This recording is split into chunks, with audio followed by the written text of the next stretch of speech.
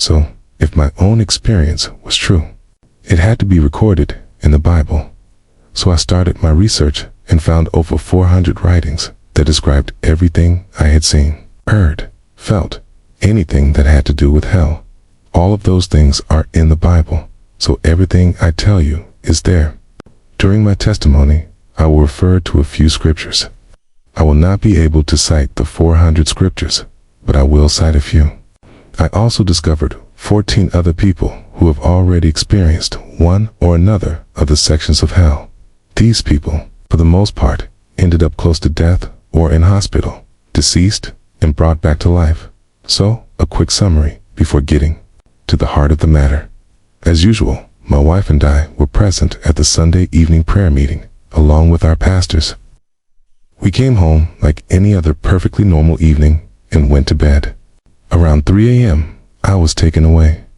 I don't know how I ended up there. It was only when I returned that the Lord explained to me. It's thrown into a jail cell, just like any jail cell you can imagine. Its walls were made of huge, rough stones, with bars on the door. I didn't know where I was. I knew, however, that this place was extremely hot, terribly hot. This heat was so unbearable that I could hardly believe I could still be alive. I felt like I was about to disintegrate, but I was still alive. For a short while, the room was lit up. I believe it was perhaps due to the presence of the Lord, so I had to be in the room to allow me to better see the appearance of the place. Only then, after a minute, darkness appeared. It is written in Isaiah 24:22, "They will be gathered captive in a prison. They will be locked up in dungeons." Proverbs 7:27, "He descends to the dwellings of death." The word abode in this verse means room. So part of hell is made up of prison cells, chambers, pits, and great expanses of fire. So I was, at that time, only in a prison cell.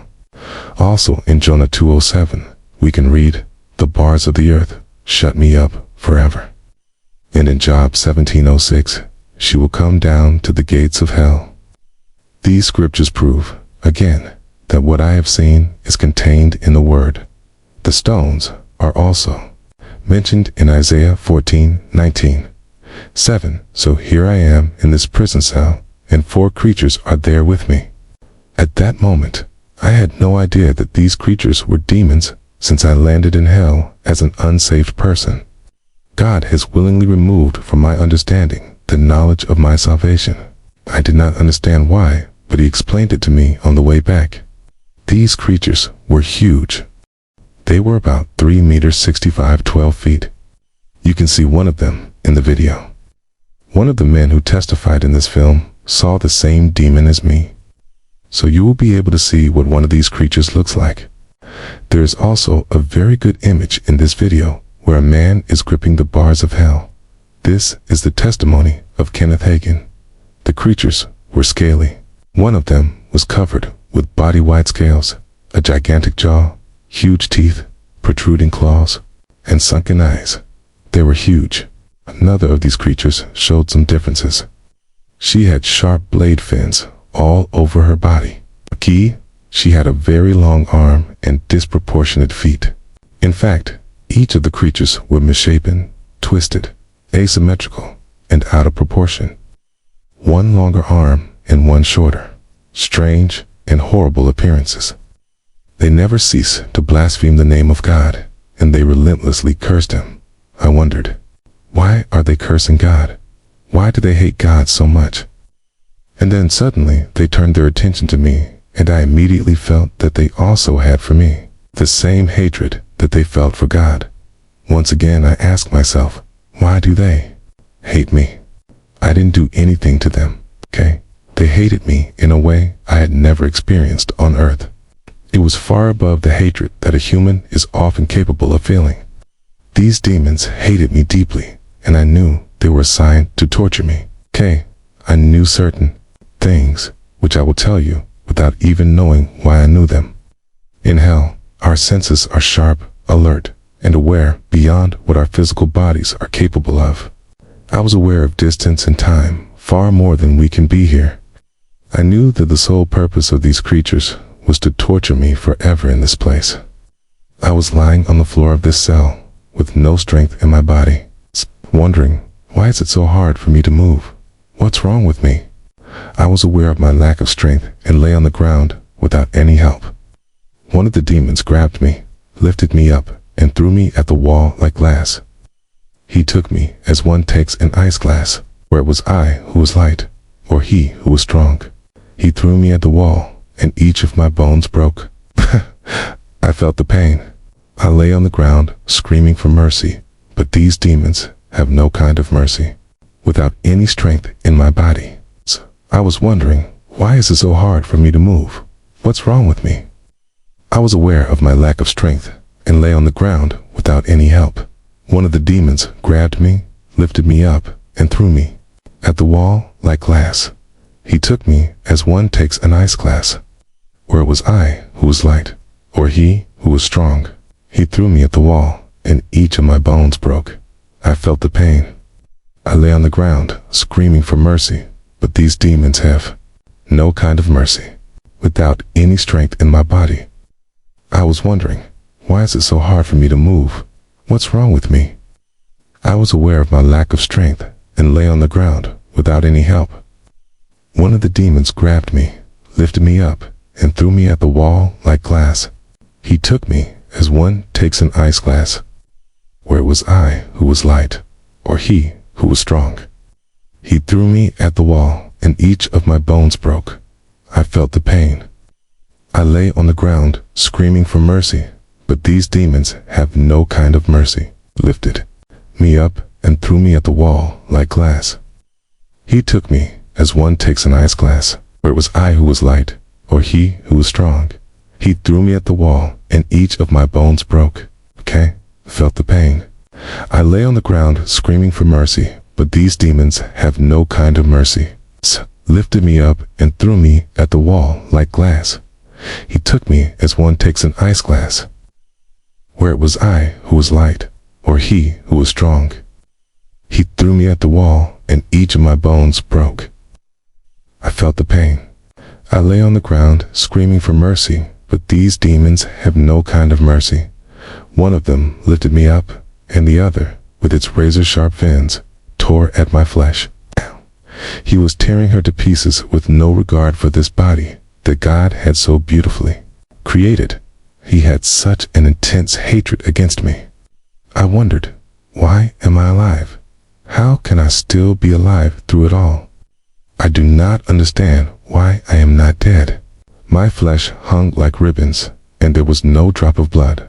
Only flesh, for life is in blood, and there is no life in hell.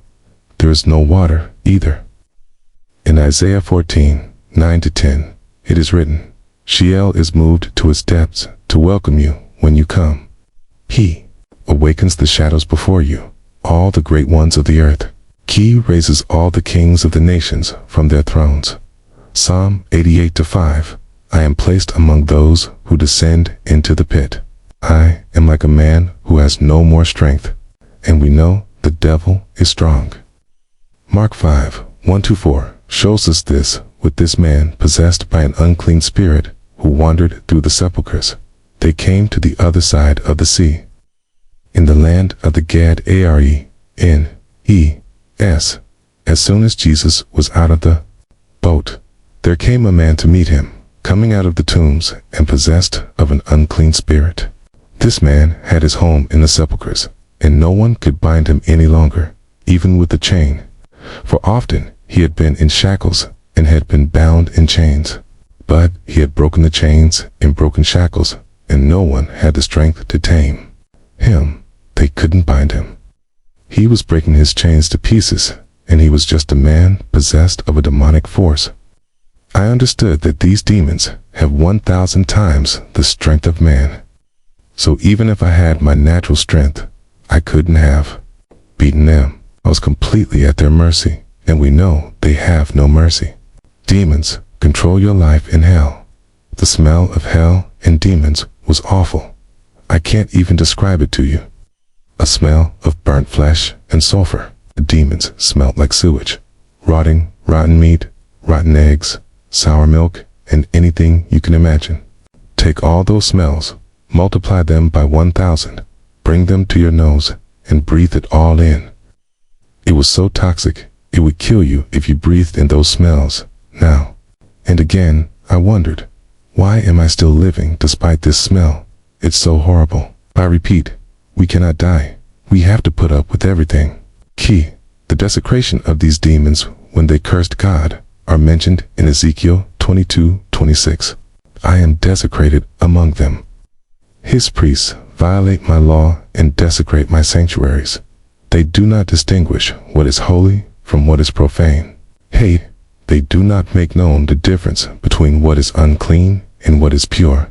They look away from my Sabbaths, and I am desecrated among them. So there are beast teeth there against us.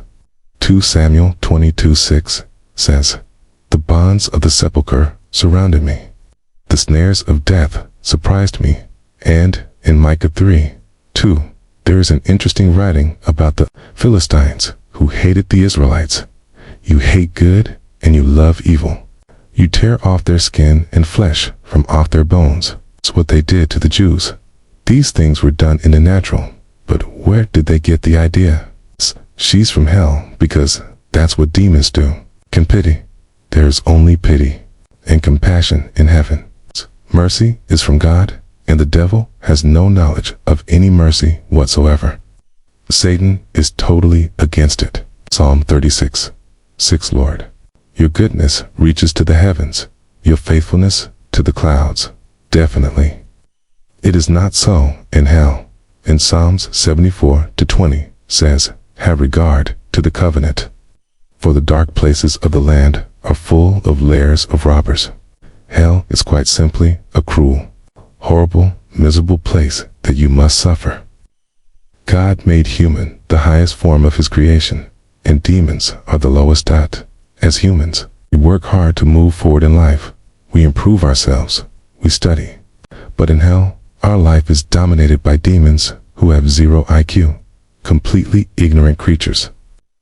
All they know is hate, God, and torture. They are the ones who control your life, and nothing can be done to prevent this. There are scriptures showing the humiliations that must be endured. Isaiah 5:13-15. That is why my people will suddenly be taken captive. His nobility will starve, and his multitude will be dried up by thirst. Therefore, Hades opens its mouth, widens its mouth beyond measure. Then descend the magnificence and the wealth of Zion and its loud and joyful crowd. The little ones will be cut down, and the big ones will be humiliated. And the eyes of the haughty will be lowered. Isaiah 57:9-16. You go to the king with oil. Multiply your spices. You send your messengers far away. You stoop to Sheol. By dint of walking, you get tired, and you do not say, I give up. You still find strength in your hand. Therefore, you are not despondent. And who did you fear? Who did you fear to be unfaithful, not to remember, care about me? Am I not keeping silent, and for a long time? That's why you don't fear me. I will publish your righteousness, and your works will not benefit you. When you cry out, will the crowd of your idols deliver you? The wind will carry them all. A breath will take them away. But whoever trusts in me will inherit the land and possess my holy mountain. They will say, make up, prepare the way, remove every obstacle from the way of my people. For thus saith the Most High, whose abode is eternal, and whose name is holy. I dwell in high places and in holiness. But I am with the contrite and humiliated man, in order to revive humiliated spirits, in order to revive contrite hearts. A key. I don't want to challenge forever, or keep an eternal anger. Ezekiel 32:24. There is Elam with all his multitude. Round is his sepulchre. All died, fell by the sword, dented, uncircumcised, into the depths of the earth. They who spread terror in the land of the living, and they carried their ignominy towards those who go down to the pit. It was something horrible to have your life controlled by these creatures who have no mercy on you. darkness and screaming in hell. I was lying in the cell, and it got very dark. Although I have visited caves in the iron mines of Arizona before, I have never seen such darkness. This darkness is unimaginable. I tried to crawl somehow, and apparently they let me. I remembered where the door was located. I then crawled up to her, sniffing my way and stepping outside the cell. I looked in one direction. Everything was dark, and the only thing I heard was screams. Trillions of people were screaming in this place. I knew there were trillions of people. It was so loud. If you've ever heard people screaming, you know how annoying it is. So imagine how much hearing trillions of them screaming can affect your being. You cannot stay there. You have no choice but to plug your ears, because these cries are loud and penetrating. There is no way to escape these screams, and the fear that envelops you is inconceivable. Everything is governed by fear in these places. There is no presence of God in this place, so you have to endure the fear, torment, and darkness of hell. The majority of the time, it is impossible to see anything, not even what is coming in front of and against you. The scriptures speak of this darkness in Psalms 88:7. You have cast me into a deep pit, into darkness, into the depths. Revelation 16:10. The fifth poured out his vial on the throne of the beast, and his kingdom was covered with darkness. And the men bit their tongues in pain. Jude 1:13. Furious waves of the sea, throwing up the foam of their impurities. Wandering stars, to which the obscurity of darkness is reserved for eternity. There is a description of palpable blackness in Exodus 10:21. The Lord said to Moses, "Stretch out your hand towards the sky, and let there be darkness over the land of Egypt, and it may be touched." You can feel the darkness. Fear in hell, it is imperative that you know how extreme fear is. She literally grabs you.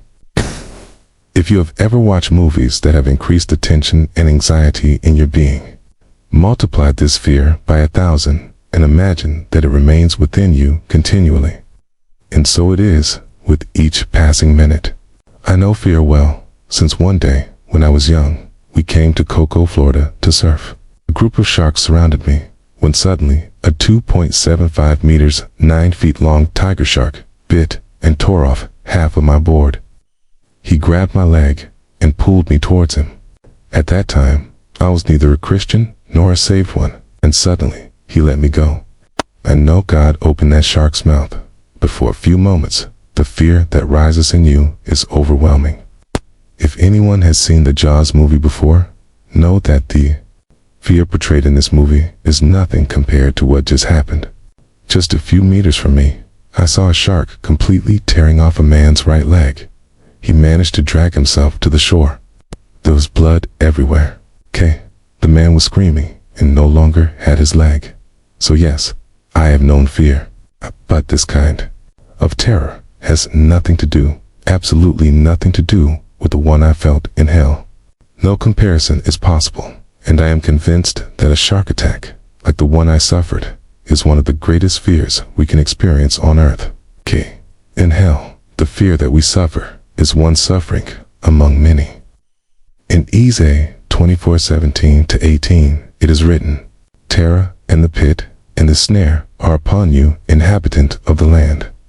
He who flees before cries of terror falls into the pit, and he who comes up from the pit is caught in the net. For the gates from above are opened, and the foundations of the earth are shaken." A year and a half ago, Ted Koppel presented a TV report titled Night Line. Ted visited a few prisons across the country and even spent a night there. He couldn't believe it was so loud in a prison. He was unable to sleep. Everyone was screaming. Hearing all these prisoners screaming and moaning all night long shocked him deeply. Even here, in our earthly prisons, people are screaming. So how much more in hell? It is written in Job 18:21 that there is no other lot for those who do not know God. In Job 18:14, he is torn from his tent where he thought he was safe. He drags himself towards the king of terror. The devil is undoubtedly the king of terror. Desolation of hell. I was now outside the cell, looking in one direction. I could see flames of fire about 16 kilometers, 10 miles from where I was. I knew they were located at this distance. And then next to it, about 3 miles, 5 kilometers, was a pit of fire whose flames rose very high to the horizon, showing somewhat the landscape of hell. The darkness was so heavy, it swallowed up any light. There was sometimes just a little, allowing me to see the horizon. Everything was dark and sad. No green leaves or anything that breathed life. Only stones, a black and dirty sky marked with a thick fog. The flames were so high, they were the ones that allowed me to see this desolation. Deuteronomy 29-23. The Lord will strike this land at the sight of the brimstone and the salt, and the burning of all the land, where there is neither seed, nor fruit, nor any grass growing, as at the overthrow of Sodom, of Gomorrah, Admah, and Zeboim, whom the Lord destroyed in his anger and in his fury. There is no life in hell. It's so strange to be in a world where there is no life. Here, we enjoy the trees and the fresh air, but there, everything is completely dead. The heat, the intensity of the heat was so pronounced that it is impossible to describe it. We see in Deuteronomy 32-24, they will be withered with hunger, consumed with fever, and with violent diseases. I will send among them the teeth of wild beasts and the poison of serpents. Jude 1:07. Let Sodom and Gomorrah and the neighboring cities, who like them indulge in sexual immorality and vices against nature, be given as an example, suffering the punishment of an eternal fire. Psalms 11:06. He rains on them wicked coals, fire, and brimstone. A scorching wind is the chalice they share. This is how it is in hell. There is such heat. It would be supposed to kill you, but you won't die. You have to endure these things continually. I wanted to get out of there and get away from those screams to regain my peace of mind. A bit like when you want to go home after a difficult day. We only want one thing, to find our peace of mind. But in this place, you have to endure all this screaming and torment. You can never, ever get out of there. Never. In Isaiah 57-21, we read, "There is no peace for the wicked, says my God. You are also naked in hell." One more thing to endure, shame. In Ezekiel 32-24, it is about this shame in the pit. There is Elam with all his multitude. Around is his sepulchre. All died, fell by the sword. They descended, uncircumcised, into the depths of the earth. They who spread terror in the land of the living, and they carried their ignominy towards those who go down to the pit. And, in Job 26:6, before him, Hades is naked.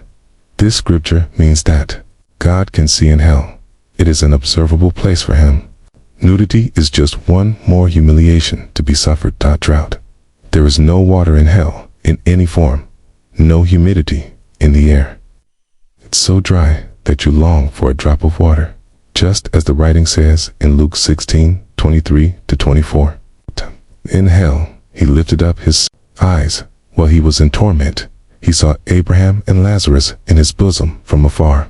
He cried out, "Father Abraham, have mercy on me and send Lazarus to dip the tip of his finger in water and cool my tongue, because I suffer cruelly in this flame." Abraham answered him, "My child, remember?" Then he told her about his brothers. The man wanted Lazarus to dip only the tip of his finger in water, only to receive a drop. This drop would be so precious, just a small drop, but you will never, ever receive one. It's hard to imagine such dryness in her mouth. Visualize yourself running a marathon through Death Valley with a piece of cotton wool in your mouth for days and days. And it is this absolute and continual drought that you must endure, without the slightest hope of swallowing a tiny drop of water. One more thing that the scriptures have revealed to me is that we know that there is a great chasm in hell, placed between heaven and Hades. The man saw Abraham from a distance. In the natural way, how could he have recognized Lazarus and Abraham? First, He had never met Abraham, and seeing someone from so far away makes it difficult to know exactly where the person is. Like I said, there are things in hell that we just know. You understand depths, distances, and more. So one of the demons grabbed me and dragged me back into the cell. This is where my torments began. I don't like to tell them, because it is still difficult for me to bring them back to life. The creatures began to crush my skull. I screamed, begging their mercy, but no mercy. Then, each of the demons grabbed an arm and a leg and started shooting at them to tear them off. I thought, I can't take this. I can't take this. Near the pit, suddenly, something grabbed me and pulled out of the cell. I know it was the Lord, but at the time, I didn't know it. Let's not forget that I was in hell as an unsaved person. I landed there as never having accepted the Lord. I was dropped off near the fire that I had seen. I was standing right next to the fire pit, below a cave. Looked like a giant cellar with a tunnel going up. Placed there, I could see enough through the flames. I saw bodies. People screaming and burning in this fire, screaming at the top of their lungs to get out. I knew perfectly well that I did not want to go there. The pain I had endured so far was excruciating, but I knew the heat of those flames was much worse. People were begging to get out. They were all around the pit, on the edges. These big creatures that pushed people back into the fire when they tried to get out. I was like, oh, this place is so awful, so awful. All of these things are happening at the same time. You are thirsty, hungry, and exhausted, but you can never sleep in hell. Yet you still feel the urge to sleep, just like on earth. Your bodies need to sleep, hungry, and you are exhausted. But you can never sleep in hell, yet you still feel the urge to sleep, just like on earth. Here, bodies need to sleep, hungry, and you are exhausted. But you can never sleep in hell, yet you still feel the urge to sleep, just like on earth. Your bodies need to sleep. Revelation 14:11 says, and the smoke of their torment ascends forever and ever. They have no rest, day or night. You can never fall asleep. Imagine how it is to never be able to sleep. Regarding water, Zechariah 9:11. I'll remove your captives from the pit where there is no water. Absolutely no water in hell. I knew that hell is located in the center of the earth. This is where it is. I understood that I was at a depth of about 5,600 kilometers, 3,700 miles. We know that planet Earth is 12,875 kilometers, 8,000 miles in diameter. Half of it is then about 5,600 kilometers, 4,000 miles. So I was at the bottom, about 5,600 kilometers, 3,700 miles deep. In Ephesians 4:09, we can read that Jesus came down to the lower regions of the earth. Numbers 16:32. The earth opened its mouth and swallowed them up in their houses with all the people of Korah and all their possessions. That's where hell is, right now. One day, hell and death will be cast into the lake of fire and then cast into outer darkness. It will take place after the judgment. But for now, hell is in the earth. Demons placed near the fire pit. I saw all these demons lined up along the walls, all of different sizes and shapes and distorted. The most awful creatures you can imagine. They were twisted, misshapen, giant or small. There were also huge spiders, some of which were gigantic, measuring 1.50 meters, 5 feet in length. There were rats, snakes, and worms, since the Bible speaks of the verses which will be their cover, Isaiah 14:11. There were abominable creatures of all kinds everywhere, and they seemed chained to the walls. I wondered, why are these creatures chained to the walls?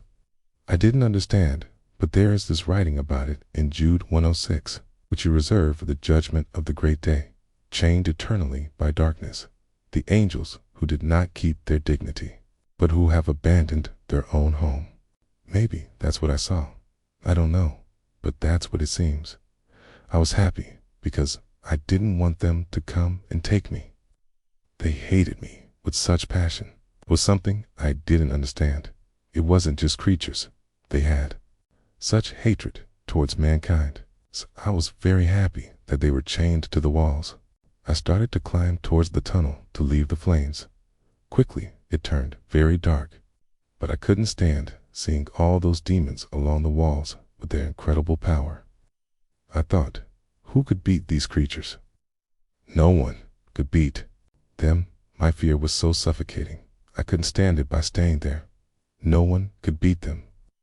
My fear was so suffocating. I couldn't stand it by staying there. No one could beat them. My fear was so suffocating. I couldn't stand it by staying there. No hope. The worst thing in hell, much worse than all the torments, is to understand and realize that there is no hope to leave this place.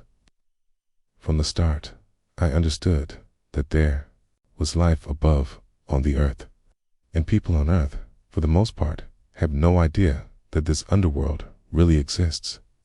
They ignore that it is a real world and that there are billions of people there who are suffering and begging for just one chance. But they will never have that chance. The chance to repent of never having seized the opportunity to receive Jesus. So they're stuck there forever. Yes, it really is the worst thing in hell to find yourself absolutely hopeless to leave this place. I understood him. I understood the meaning of the word eternity. I understood what eternity was. Here on earth, we fail to fully grasp it. But there, I understood him. I knew I would be here forever, with no hope of leaving. I thought of my wife. I could never be near her again. I always told him that if one day we were separated by an earthquake or something horrible, I will come to you. I will find you. I will be near you, even if we are apart. But in this place, I couldn't go. To her, I could never see her again. She would have no idea where I was, and I would never be able to speak to her again. This thought worried me terribly. I was no longer able to talk to her again, to be near her and on her side. She did not know where I was. I, who had no hope of leaving, or at least dying to escape this place. But here on earth, we never fully experience a totally hopeless situation. In Isaiah 38:18, it is written, "Those who went down to the pit no longer hope for your faithfulness." No hope, and Jesus is the truth. He is the truth. Jesus appears. I started to walk in the tunnel. I was in a state of deep fear, lost, hopeless, fearing demons. Then, all of a sudden, suddenly, Jesus appeared. Praise be you, Lord Jesus, manifested himself. This brilliant light illuminated the square. I only saw his silhouette, the silhouette of a man. I couldn't see his face because it was shining too much. I looked inside that light and saw his silhouette. I knelt down, collapsed. I couldn't do anything but praise him. I was so grateful. The second before I was lost forever, and there, in an instant, I was out of this place because I already knew Jesus. The other people couldn't leave. But I did, because I was already saved. I knew and understood that without Jesus, no escape route was possible. Jesus is the only way and the only way to stay away from this place. In Revelation 1:17, John was taken into heaven and he saw Jesus. He describes his face as the sun when it shines in its strength, and seeing it, he threw himself at his feet like a dead man. This is exactly what happened to me too. I felt like a dead man at his feet. You surely think I must have had a million questions to ask him at that time. But the only thing you can and want to do when you are in front of him is praise him, worship his holy name, and thank him for saving you. Once I regained my calm, at least enough to allow me to reform some thoughts, a cod of asking the Lord. In fact, I don't even think I asked him the question in person. I was just asking it to myself, internally closing parentheses, and he answered me. I was wondering, Lord, why have you sent me to this place? Why did you send me here? Kay said to me, because people don't believe this place exists. He added, Even some of my kids don't believe this place is true. I was shocked when I heard this statement. I thought all Christians believed in hell, but not all. Christians believe in the literalness of a scorching hell. Once I regained my calm, it's at least enough to allow me to reform some thoughts. I thought of asking the Lord. In fact, I don't even think I asked him the question in person. I was just asking it to myself, internally. And he answered me. I was wondering, Lord, why have you sent me to this place? Why did you send me here? He said to me, because people don't believe this place exists.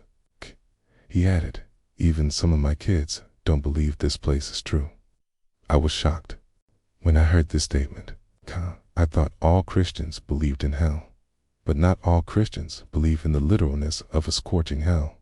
Once I regained my calm, at least enough to allow me to reform some thoughts, I thought of asking the Lord. In fact, I don't even think I asked him the question in person. I was just asking it to myself, internally. And he answered me. I was wondering, Lord, why have you sent me to this place? Why did you send me here? He said to me, because people don't believe this place exists. He added, even some of my kids don't believe this place is true. I was shocked when I heard this statement. I thought all Christians believed in hell, but not all. Christians believe in the literalness of a scorching hell. Thought about asking the Lord. In fact, I don't even think I asked him the question face to face. I was just asking it myself. And he answered me. I was wondering, Lord, why have you sent me to this place? Why did you send me here? He said to me, because people don't believe this place exists. He added, even some of my kids don't believe this place is true.